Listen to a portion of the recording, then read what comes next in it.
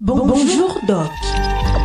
Bonjour Doc. L'astuce santé du matin sur Univers 6-9.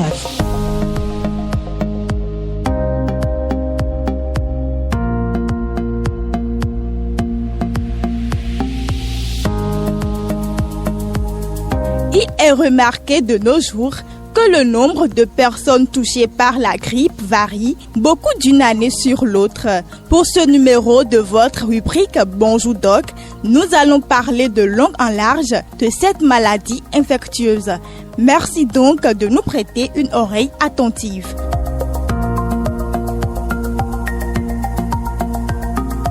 Au prime abord, nous allons parler de ce que c'est que la grippe. En réalité, il n'y a pas une grippe, mais des grippes. C'est une maladie infectieuse respiratoire aiguë, très contagieuse, due au virus influenza de type A, B ou C. Les virus A de type A et B sont responsables des épidémies de grippe saisonnière, alors que les virus de type C sont plus rares. Les virus de la grippe sont très variés. Pour les virus de type A, il existe une classification en sous-types déterminés par les protéines présentes à leur surface, hémagglutinine et neuraminidase.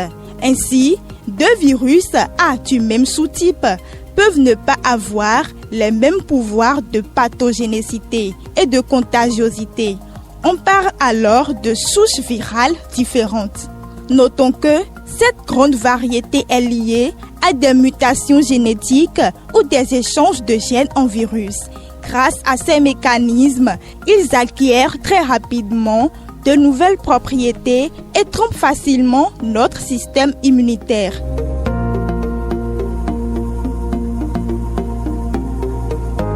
Quels sont donc les symptômes à l'origine de la grippe ?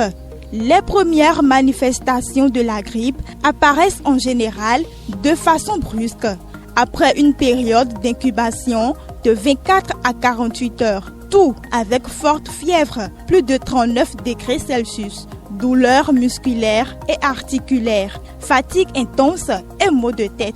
Ces symptômes durent de plusieurs jours à une semaine. Le malade peut mettre jusqu'à 2 semaines pour se rétablir complètement. La plupart des complications de la grippe concernent l'appareil respiratoire et sont souvent dues à une surinfection bactérienne. Ces pneumasies peuvent être mortelles pour les plus fragiles.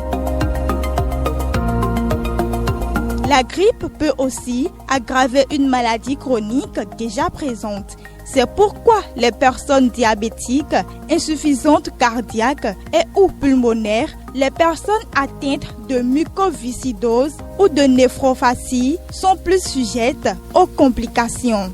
Comment la pathologie se propage-t-elle ? La contamination de la grippe se fait tout d'abord par voie aérienne.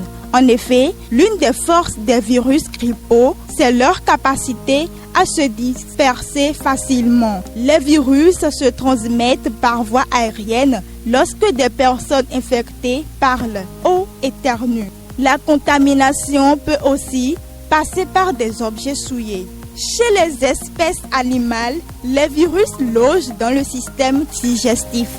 La contamination de l'animal à l'homme passe donc par les excréments des animaux infectés. L'homme se contamine en respirant leurs microparticules qui sont en suspension dans l'air. En effet, il faut prévenir la grippe. Comment se fait-il ? La prévention repose d'abord sur la vaccination, c'est-à-dire la stimulation du système immunitaire afin qu'il fabrique des anticorps avant même d'avoir rencontré le virus. Il est donc nécessaire de se faire vacciner chaque année afin que les défenses immunitaires soient efficaces contre les nouveaux virus qui circulent. Se faire vacciner tous les ans permet aussi de restimuler la mémoire immunitaire car on sait qu'elle diminue fortement 6 mois après la vaccination. Outre cet aspect, il est également essentiel de se laver fréquemment les mains et quand on est malade, le port du masque est recommandé. Quel est le traitement de la grippe ? Les traitements de la grippe sont essentiellement symptomatiques. Il vise principalement à limiter les accès de fièvre. Pour le cas les plus sévères ou les personnes à risque, des antiviraux peuvent être prescrits, mais ils sont efficaces à condition d'être administrés dans les premières heures après l'apparition des symptômes. Il faut également bien se reposer et s'hydrater correctement. Enfin, pour les formes compliquées, le site de l'assurance maladie précise qu'une hospitalisation peut s'avérer parfois nécessaire.